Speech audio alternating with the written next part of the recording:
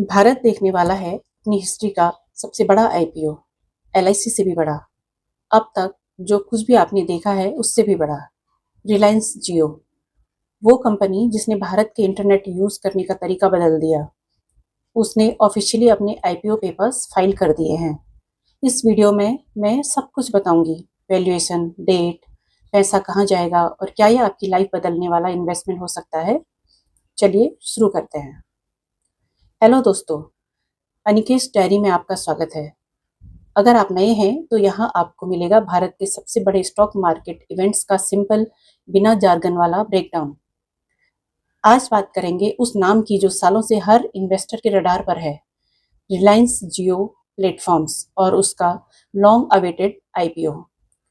शुरू करने से पहले एक क्विक डिस्क्लेमर, ये वीडियो सिर्फ एजुकेशनल पर्पज के लिए है, जो इन्वेस्टमेंट एडवाइस नहीं है।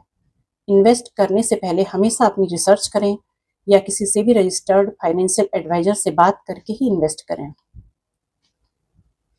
तो यहाँ है बड़ी न्यूज़।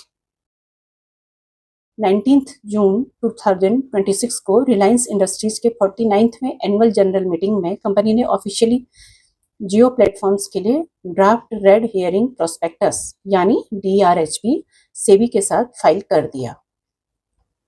जो चीज इसे बाकी आईपीओ से अलग बनाती है वो है कि ये 100% फ्रेश इश्यू है। मतलब कोई भी एग्जिस्टिंग शेयर होल्डर, चाहे वो मेटा हो, गूगल हो या KKR, अभी अपना स्टेक नहीं बेच रहा।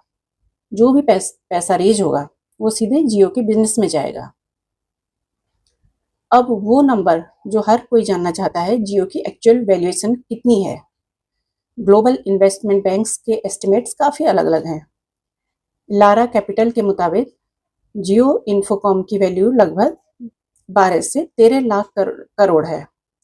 नोमुरा का एस्टिमेट है $117 to 127 बिलियन। बाकी बैंक्स इसे $130 to 180 बिलियन के बीच रख रहे हैं। ये एक बहुत बड़ी रेंज है, जिससे पता चलता है कि फाइनल प्राइस बैंड जब भी अनाउंस होगा क्लोजली वॉच किया जाएगा। इश्यू साइज की बात करें तो रिपोर्ट्स बताती हैं कि फ्रेश इश्यू की वैल्यू 30,000 से 52,000 करोड़ हो सकती है, जो इसे भारत का अब तक का सबसे बड़ा आईपीओ बना सकता है। LIC के 2022 वाले 21,000 करोड़ के ऑफरिंग से भी बड़ा। तो जियो ये पैसा क्यों रेज कर रहा है? 3 बड़ी वजह हैं। Number 1, date reduction. लगभग 27,500 करोड़ रिलायंस जियो इन्फोकॉम के फॉरेन करेंसी डेट को प्रीपे करने में जाएगा। दूसरा, AI इंफ्रास्ट्रक्चर। ये जुड़ा है रिलायंस के बड़े $110 बिलियन 7 साल के AI इन्वेस्टमेंट प्लान से, जिसमें जामनगर का सॉवरेन AI हब भी शामिल है, जो 2026 के एंड तक 120 megawatt AI commute capacity online लाने का प्लान रखता है। थर्ड है नेटवर्क और 5G एक्सपेंशन। फाइबर, टावर्स और नेक्स्ट जेन कनेक्टिविटी में लगातार इन्वेस्टमेंट, साथ ही सैटेलाइट ब्रॉडबैंड भी। डेट रिडक्शन पर फोकस्ड फ्रेश इश्यू आईपीओ आमतौर पर सबसे ज्यादा हेल्दी माना जाता है। ये इन्वेस्टर्स के लिए एक स्ट्रॉन्ग सिग्नल है। अब बात करते हैं आप एक्चुअली किस बिजनेस में इन्वेस्ट कर रहे होंगे। मार्च 2026 तक जियो के पास 524 मिलियन से ज्यादा सब्सक्राइबर हैं, जो इसे दुनिया के सबसे बड़े टेलीकॉम ऑपरेटर्स में से एक बनाता है। कंपनी का रेवेन्यू FY24 से FY26 के बीच लगभग 16% की कंपाउंड एनुअल ग्रोथ रेट से बढ़ा है और एबिटा उससे भी तेजी से करीब 18% बढ़ा है। कंपनी का नेट लेवरेज यानी अर्निंग के मुकाबले डेट बर्डन काफ़ी सुधरा है। टेलीकॉम के अलावा जियो प्लेटफॉर्म्स में डिजिटल सर्विसेज भी शामिल हैं, जैसे जियो मार्ट, जियो हॉटस्टार, क्लाउड और एक बड़ा AI पुश, जिसमें जियो भारत IQ जैसे प्रोडक्ट्स और माई जियो का एक पर्सनल AI असिस्टेंट भी बदलना शामिल है। तो आगे क्या होगा? DRHP फाइलिंग के बाद सेबी इन डॉक्यूमेंट्स को रिव्यू करेगा और अगर अप्रूव हो जाता है तो Jio actual price band, lot size और लिस्टिंग डेट्स अनाउंस करेगा। मौजूदा रिपोर्ट्स के हिसाब से 2026 के एंड से पहले लिस्टिंग होने की संभावना दिख रही है, हालांकि एग्जैक्ट डेट्स अभी कंफर्म नहीं हुई है। ध्यान रखें, DRHP फाइलिंग का मतलब ये नहीं कि डेट फिक्स हो गई है। अभी भी एक रेगुलेटरी रिव्यू प्रोसेस बाकी है और कंपनियां कभी कभी टाइमलाइन रिवाइज भी करती हैं। बहुत ज़्यादा एक्साइटेड होने से पहले कुछ चीज़ें ध्यान रखें।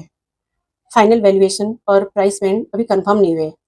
अर्ली एस्टिमेट्स में लगभग $60 बिलियन का फ़र्क है। भारी एआई और इंफ्रास्ट्रक्चर स्पेंडिंग बैकलोडेड है, मतलब पहले कॉस्ट आएगी और रेवेन्यू बेनिफिट्स आने में साल लग सकते हैं। ब्रॉडर मार्केट कंडीशंस और रिलायंस के ओवरऑल स्टॉक परफॉर्मेंस का अगर लिस्टिंग सेंटिमेंट पर फर्क पड़ सकता है। इसका असर लिस्टिंग सेंटिमेंट पर पड़ सकता है। ये कोई गारंटीड विन नहीं है, किसी भी आईपीओ की तरह इसमें भी रिस्क है। तो मैं आपको अपना ऑनेस्ट ओपिनियन देना चाहूँगी। जियो के पास स्केल है, स्ट्रॉन्ग सब्सक्राइबर बेस है, फाइनेंशियल्स इंप्रूव हो रहे हैं और एआई व 5G में एक क्लियर ग्रोथ स्टोरी है। लेकिन इतनी बड़ी वैल्यूएशन का मतलब है प्राइस को जस्टिफाई करने के लिए स्ट्रॉन्ग एग्जीक्यूशन चाहिए होगा। मेरा सुझाव है, हाइप में जल्दबाजी मत करें, ऑफिशियल प्राइस बैंड का इंतजार करें, फाइनल प्रोस्पेक्टस पढ़ें और अपने रिस्क एपेटाइट के हिसाब से डिसाइड करें। ये कोई रिकमेंडेशन नहीं है कि आप खरीदें या ना खरीदें, बस सोचने का एक तरीका है। तो ये था रिलायंस जियो आईपीओ का पूरा ब्रेकडाउन, 2026 की सबसे बड़ी फाइनेंशियल स्टोरीज में से एक।